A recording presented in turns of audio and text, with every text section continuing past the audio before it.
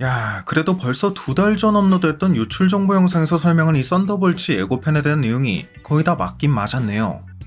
아무리 그래도 당시엔 이 영상을 직접 보고 설명한 건 아니었던 만큼 이번 예고편 분석에선 조금 더 디테일한 부분들까지 짚어보도록 하겠습니다.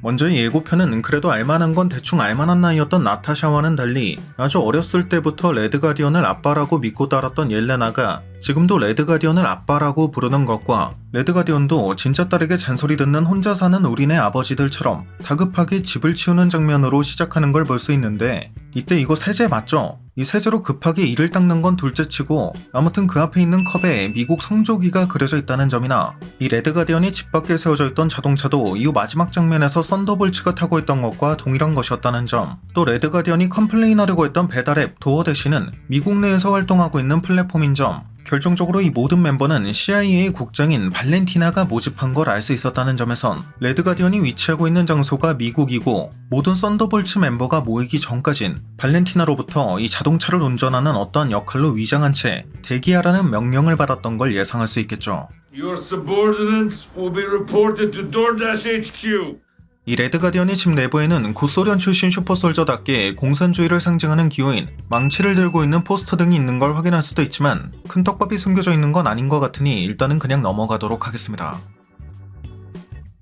다음 장면에선 법정에 출석하는 버키의 모습을 확인할 수 있는데, 개인적으로는 대부분의 어벤져스가 은퇴했고 남은 소수의 어벤져스를 향한 시선도 곱지 않은 현 시점에서 썬더볼츠가 이 어벤져스를 대신하는 내용이 묘사될 것임을 예상하고 있다는 점에선 이 법정에 출석하는 버키가 의도치 않게 어벤져스에게 불리한 내용이 될 수 있는 증언을 하게 되는 게 아닌가 싶네요. 예를 들어 이 썬더볼츠는 국내 기준 브레이브뉴월드 개봉으로부터 약 2달 뒤에 개봉하는 걸로 알려져 있고, 이 브레이브뉴월드에선 과거 미국 정부에 의해 무고하게 투옥될 수밖에 없었던 아이자야 브래들리가 재등장할 예정, 또 이런 아이자야가 다시 한번 사건 사고에 휘말릴 예정인 걸 볼 수 있었다는 점, 결정적으로 이 아이자야의 과거에 대한 비밀은 사실 미국 정부의 잘못이긴 하지만 과거 아이자야와 만났던 버키와 샘조차 1대 캡틴으로 알려져 있던 스티브가 이에 대해 알지 못했다는 것에 의문을 품었던 걸 보면 버키의 증언으로 인해 아이자야 사건에 대한 화살이 미국 정부가 아닌 엄한 스티브에게 향하게 되었다는 식으로 말이죠. 여담으로 이 장면을 자세히 보면 버키가 어떠한 배지를 달고 있는 걸 볼 수 있어 이 배지의 정체를 정확히 구별할 수 없는 현 상황에선 버키가 마치 왓이프 시즌2에 등장했던 것처럼 정부에 소속된 상태일 가능성도 기대해 볼 수 있을 것 같고요. Secretary of State Barnes. Bucky, if you'll permit me.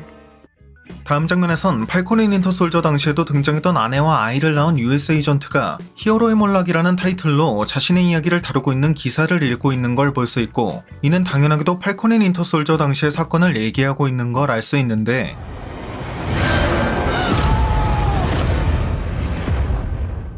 재밌는 건 바로 다음 장면에서 볼 수 있듯 어떠한 폭파 미션 같은 걸 수행하고 있는 옐레나의 품에 주목해 보면 옐레나가 이 와중에도 한 마리의 기니피그를 구하는 걸 볼 수 있다는 점이죠. 그리고 바로 이어지는 장면에선 이 옐레나가 과거 블랙위도우의 복도 전투신과 매우 흡사한 움직임을 보여주는 걸 알 수 있는데, 가장 큰 차이점이라면 아무래도 히어로였던 블랙위도우는 이 와중에 아무도 죽이지 않았던 것과는 달리 일종의 다크 히어로라고 할 수 있는 옐레나는 사람을 총으로 쏘는 데 있어 어떠한 망설임도 보이지 않았다는 점, 그리고 이러한 마인드의 차이가 복도의 배경색이기도 한 흑과 백으로 표현됐다는 것입니다. 이 흑과 백에 대한 얘기가 나와서 하는 말이지만 해당 예고편의 배경곡이기도 한 Where is my mind는 영화 파이트 클럽의 배경곡이기도 했는데, 재밌는 건 앞선 영상에서 모두 설명한 적이 있듯 이번 작품에 등장할 센트리가 선한 인격과 사악한 인격을 모두 가진 이중인격자인 것처럼 영화 파이트 클럽의 주인공도 이중인격을 가지고 있다는 점으로 해당 예고편의 배경곡을 이 파이트 클럽과 동일한 걸 사용한 걸 보면 이 또한 해당 작품에 등장할 예정인 센트리의 이중인격에 대한 부분을 강조하기 위한 것, 즉 내면의 흑과 백의 대립을 상징하기 위한 것이라고 볼 수 있을 것이고, 다른 한편으론 이 어벤져스 타워 내부에 엘리베이터를 타고 올라온 게 다크 히어로라고 할 수 있는 썬더볼츠인 것에 비해 어벤져스는 과거 같은 엘리베이터를 타고 내려간 장면이 등장했다는 점에선 백의 시대가 가고 흑의 시대가 왔다는 걸 상징하기 위한 중의적인 선곡이었다고도 볼 수 있겠죠.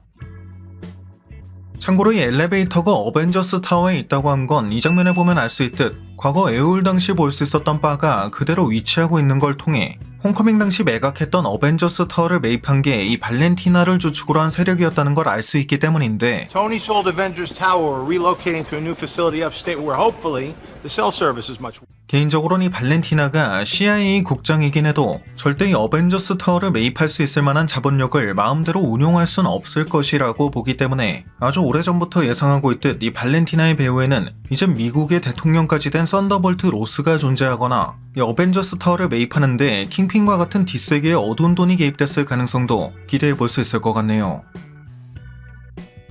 실제로 과거 슈퍼솔저 열청에 그렇게 집착한 끝에 헐크까지 탄생시킨 썬더볼트가 대통령이 된 건 물론 직접 레드 헐크가 되기까지 한 브레이브 뉴월드 직후에 개봉하는 게 이 썬더볼츠이기도 하고, 이번 작품에 등장할 센트리도 기본적으로는 슈퍼솔저 수천 명을 만들 수 있는 혈청을 한 번에 마셔 탄생했다는 설정인 점, 이 장면에 주목해보면 옐레나가 이러한 슈퍼솔저 열청의 농축액 같은 걸 들고 있는 걸 볼 수도 있기 때문에 이 슈퍼솔저 열청을 중심으로 한 연결고리도 존재한다고 볼 수 있을 것이고, 애초에 대부분 범죄자 출신이라고 할 수 있는 썬더볼츠를 모았다는 것 자체가 킹핀과 협력할 여지가 있는 거라고 볼 수 있을 것이고요.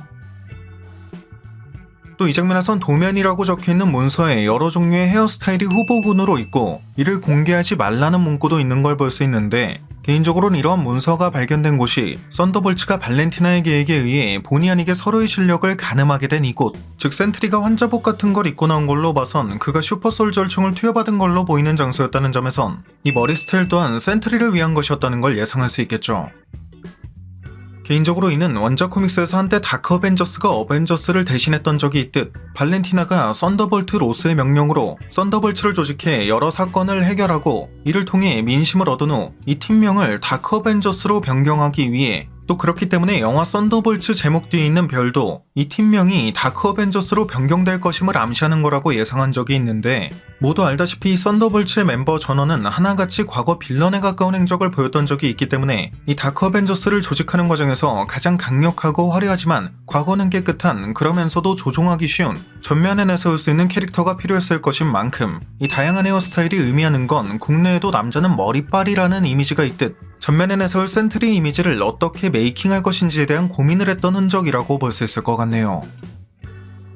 발렌티나가 이처럼 새로운 멤버를 모집했던 것도 모두 자신이 통제할 수 있는, 즉 모두 하나같이 어떠한 아킬레스건을 가지고 있어 이를 통해 정부에서 쉽게 통제할 수 있는 새로운 꼭두각시 어벤져스를 조직하기 위해서였다고 볼 수 있을 것인데, 이번 예고편에서 볼 수 있듯 센트리가 어디 나사 한 개가 빠진 사람처럼 행동하고 있는 걸 보면 원작과 마찬가지로 기억상실증에 걸렸을 가능성이 높다는 거고, 이는 센트리의 사악한 인격인 보이드가 발현될 가능성도 아주 높다고 볼 수 있는 것인 만큼 향후 언젠가 이러한 보이드의 등장으로 인해 발렌티나의 계획이 마지막 순간엔 결국 실패하게 되었다는 내용이 그려지게 될 걸 예상해 볼 수도 있을 것 같고요. 미국 정부에서 센트리에 대한 실험을 진행하는 과정에서 기억을 조작했을 수 있다는 건 이 장면에서 볼 수 있는 뇌스캔본을 통해서도 짐작할 수 있는데, 재밌는 건 이 장면에서 볼 수 있는 옐레나 또한 어떤 환상 속에서 사투를 벌이고 있는 걸 볼 수 있다는 점으로, 이를 통해 해당 작품에선 이러한 센트리 내부의 혼란스러운 정신세계를 보여주는 장면이나 센트리가 이러한 정신병을 앓게 된 과정을 옐레나 등이 간접적으로 체험하는 장면까지 묘사될 가능성도 기대해 볼 수 있을 것 같네요.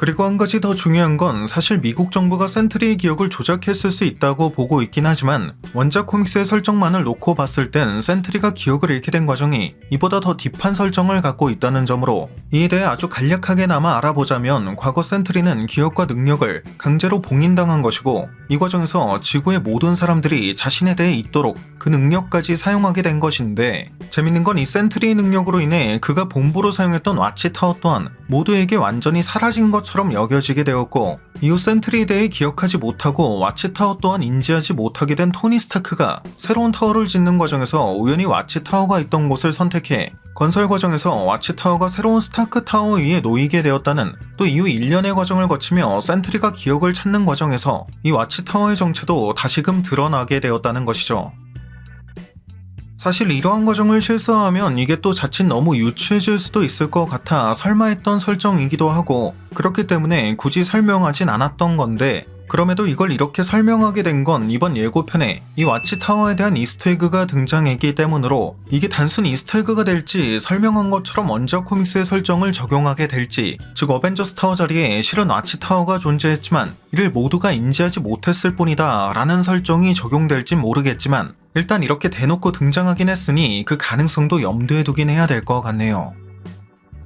또 이번 예고편에선 센트리의 MCU 버전 로고 같은 걸 발견할 수도 있었고, 이 장면에선 뒤로 보이는 문구를 미뤄봤을 땐 과거 뉴욕 전투를 기념하는 듯한 자리에 마인드 스톤이 빠진 치타우 리셉터라던가 레비아탄의 이빨 같은 걸 발견할 수도 있는데, 사실상 어벤져스의 첫 번째 전투였다고 할 수 있는 뉴욕 전투가 아직까지 칭송받고 있다는 장면이 등장한 건 이번 작품을 통해 다크 어벤져스 썬더볼츠가 이 어벤져스의 위상을 대체하게 된다는 걸 더욱 상징적으로 표현하기 위한 수단이라고 생각할 수 있을 듯 합니다. So adorable. 그리고 고스트나 태스크마스터 같은 경우 이전 작품과는 그 복장이 확연하게 달라진 걸 확인할 수 있었는데, 개인적으로는 바뀐 복장이 훨씬 더 현대적이고 멋있다는 생각이 들었고, 특히 고스트 같은 경우 치유 입자의 효과를 조금이라도 봐서인지 아니면 멀티버스이기 때문인지는 알 수 없지만 이전과는 달리 그 페이징 능력을 보다 완벽하게 컨트롤하고 있는 걸 확인할 수도 있었죠. 버키 같은 경우는 유독 이 오토바이를 통한 액션도 과거 나타샤가 보여줬던 것과 매우 흡사한 건 물론 과거 윈터 솔저에서 사용했던 것과 매우 흡사한 무기를 사용하는 장면까지 볼 수 있어 유독 과거의 영광을 재현하는 느낌을 받을 수도 있었는데, 무엇보다 이번 예고편에서 볼 수 있었던 버키 관련 장면 중 베스트 오브 베스트는 뽀송뽀송하게 세척된 비브라늄 팔이 튀어나온 이 식세기 장면이 아니었나 싶네요.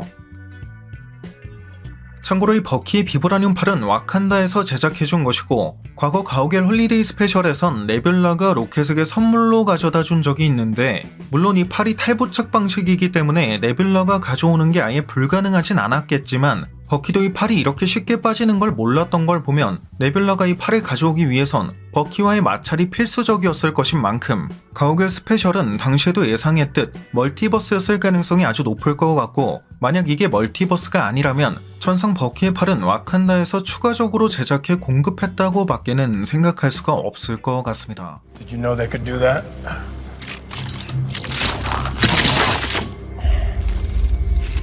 No. 마찬가지로 이 비브라늄 얘기가 나와서 하는 말이지만, 현재 표면적으로는 이 썬더볼츠를 모집한 게 발렌티나이고, 이 발렌티나는 와칸다 포에버에서 볼 수 있었던 것처럼 비브라늄 독점을 목표로 하고 있다는 점, was the only country in the world with vibranium. I actually dream about that.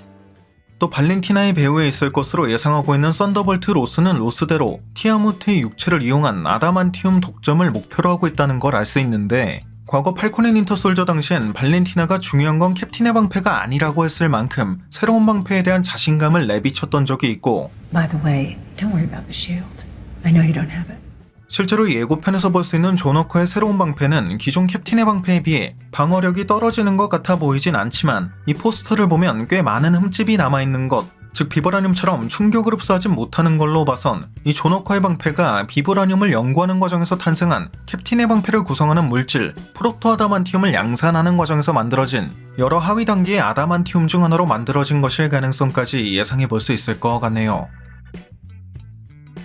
아무튼 이 썬더볼츠 같은 경우 예고편 자체만 놓고 봐도 캡틴 아메리카 윈터 솔저 같은 과거 마블 시네마틱 유니버스의 향수를 자극하는 느낌이기도 하고, 국내외에서 아주 좋은 평을 받았던 성난 사람들의 감독 이성진이 각본을 맡은 건 물론, 마찬가지로 성난 사람들의 에피소드 대부분을 연출한 제이크 슈라이어가 감독을 맡은 작품이기도 하기 때문에 그 본편에 대한 기대가 더욱 큰 작품이기도 한데, 개인적으로는 이 썬더볼츠의 로고는 물론 전체적인 분위기가 노란색을 띠고 있는 것도 작품 후반부에 다크 어벤져스로 데뷔하게 될 썬더볼츠의 구심점이 센트리가 될 것이라는 걸 암시하고 있는 것이라고 보고 있는 만큼 아무래도 센트리에 대한 기대가 가장 큰 작품이라고 할 수 있을 것 같습니다.